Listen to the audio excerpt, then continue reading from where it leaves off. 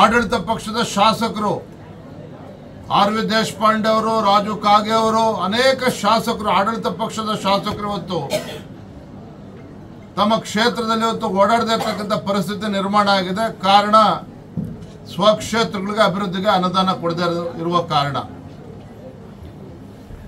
ಅಭಿವೃದ್ಧಿ ಇಲ್ಲ, ಮತ್ತೊಂದು ಕಡೆ ಭ್ರಷ್ಟಾಚಾರ, ರೈತರ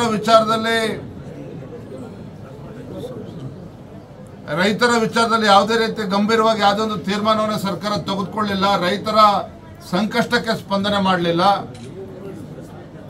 ನಾನು ಮೊನ್ನೆ ಬೆಳಗಾವಿ ಅಧಿವೇಶನದಲ್ಲೂ ಕೂಡ ಮಾತನಾಡಿದೆ.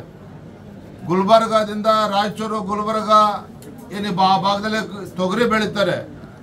ಲಕ್ಷ ಲಕ್ಷ ಎಕರೆ ಹೊತ್ತು ರೈತರು ತೊಗರಿ ಬೆಳೆ ಸಂಪೂರ್ಣವಾಗಿ ನಾಶ ಆಗಿ ಅದಕ್ಕೂ ಕೂಡ ರಾಜ್ಯ ಸರ್ಕಾರ ಸಹಕಾರ ಕೊಡಲಿಲ್ಲ, ರೈತರಿಗೆ ಪರಿಹಾರ ಕೊಡಲಿಲ್ಲ. ರೈತರು ಅಂತ ಹೇಳಿದ್ರೆ ಅದು ಯಾಕೋ ಸಿದ್ದರಾಮಯ್ಯನವರಿಗೆ ಯಾಕೆ ಅಷ್ಟು ಅಸಡ್ಡೆ ಅಂತೇಳಿ ನಮಗಂತೂ ಅರ್ಥ ಆಗ್ತಾ ಇಲ್ಲ. ಮತ್ತೊಂದು ಕಡೆ ಇದು ಹಿಂದೂ ವಿರೋಧಿ ಸರ್ಕಾರ. ಯಾವ ರೀತಿ ಘಟನಾವಳಿಗಳು ಇವತ್ತು ರಾಜ್ಯದಲ್ಲಿ ನಡೀತಾ ಇದೆ ತಾವು ನೋಡ್ತಾ ಇದ್ದೀರಿ. ಇತ್ತೀಚೆಗೆ ಮೊನ್ನೆ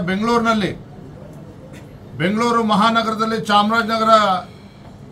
ಚಾಮರಾಜಪೇಟೆನಲ್ಲಿ ಒಬ್ಬ ಕರ್ಣ ಅಂತಕ್ಕಂಥ ಕಡು ಬಡವ ಏನು ಹಸುಗಳನ್ನ ಸಾಕೊಂಡು ತನ್ನ ಜೀವನ ಸಾಕ್ತಾ ಇದ್ನು ಹಲವಾರು ವರ್ಷಗಳಿಂದ.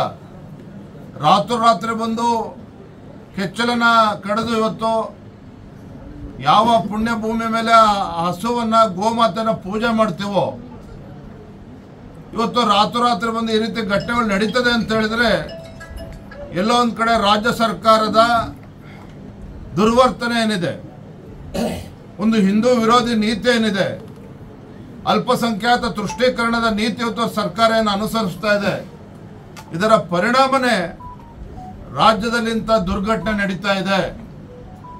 ದುರಂತ ಅಂತ ಹೇಳಿದ್ರು ರಾಜ್ಯದ ಮುಖ್ಯಮಂತ್ರಿಗಳ ಬಾಯಲ್ಲಿ ಇಂಥ ಘಟನೆ ನಡೆದಾಗಲೂ ಸಹ ಗಂಭೀರವಾಗಿ ಎಚ್ಚರಿಕೆ ಕೊಡ್ತಕ್ಕಂಥ ಕೆಲಸ ರಾಜ್ಯದ ಮುಖ್ಯಮಂತ್ರಿಗಳು ಮಾಡಲಿಲ್ಲ. ಗೃಹ ಸಚಿವರು ಬಾಯಲ್ಲಿ ಬರಲಿಲ್ಲ.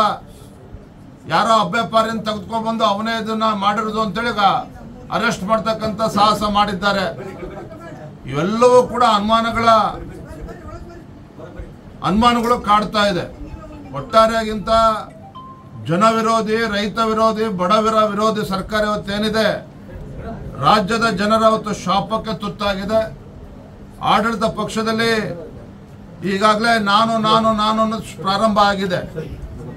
ಮುಖ್ಯಮಂತ್ರಿಗಳ ಅವಧಿ ಪೂರ್ಣಗೊಂಡಿದೆ ಅನ್ನೋ ರೀತಿಯಲ್ಲಿ ಡಿ.ಕೆ. ಶಿವಕುಮಾರ್ ಅವರು ಹೇಳ್ತಾ ಇರ್ತಕ್ಕಂಥದ್ದು. ಮುಖ್ಯಮಂತ್ರಿ ಸ್ಥಾನ ಬಿಡ್ಕೊಡ್ಬೇಕು, ಆ ಮುಖ್ಯಮಂತ್ರಿ ಸ್ಥಾನಕ್ಕೆ ಲಾಬಿ ಈಗಾಗಲೇ ಪ್ರಾರಂಭ ಆಗಿದೆ. ಡಿ.ಕೆ. ಶಿವಕುಮಾರ್ ಆದಿಯಾಗಿ 7-8 ಜನ ಮುಖ್ಯಮಂತ್ರಿಗಳ ಆಕಾಂಕ್ಷಿಗಳು ಸರದಿಯಲ್ಲಿ ನಿಂತಿದ್ದಾರೆ. ಯಾರಿಗೂ ಕೂಡ ಅಭಿವೃದ್ಧಿ ಬಗ್ಗೆ ಚಿಂತನೆ ಇಲ್ಲ. ಸರ್ಕಾರಕ್ಕೆ ಮುಖ್ಯಮಂತ್ರಿಗಳ ಆದಿಯಾಗಿ ಅಭಿವೃದ್ಧಿ ಬಗ್ಗೆ ಚಿಂತನೆ ಇಲ್ಲ. ಮುಖ್ಯಮಂತ್ರಿ ಯಾರಾಗಬೇಕು ಅಂತೇಳಿ ಇವತ್ತು ಕಾಳಗ ಈಗಾಗಲೇ ಶುರುವಾಗಿದೆ.